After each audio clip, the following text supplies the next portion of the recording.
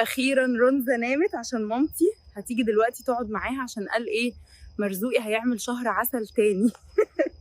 انا خلاص جهزت كل حاجه للسفر، انا وبسبوستي هعمل لها شهر عسل محدش في الدنيا كلها عمله. اعملوا فولو عشان هتندموا لو فاتكم شهر العسل بجد. مرزوقي كلمني وقال لي استني قدام الفيلا، هيعدي على طول دلوقتي. يا ترى بيحضر ايه المجنون ده يا بنات؟ انا مش عارفه ده خاطفني ولا ايه. قال لي يلا وما تساليش رايحين فين. صباح الخير يا بنات. احنا وصلنا سويسرا بعد سفر طويل، بس نمنا شويه ولسه نازلين دلوقتي. ازيكم؟ اخيرا وصلنا الكوخ اللي هنقعد فيه. مش مصدقه الجمال ده. تعالي ساعديني بدل ما تصوري. التصوير اهم من الشنط يا مرزوقي. شايفين يا بنات؟ هنا حتى الهوا طعمه سكر. ده عشان انت اللي ماشيه تتنفسي فيه بس. لو حصل لي حاجه مش هتلحقني يا مرزوق. انا وراكي ما تخافيش.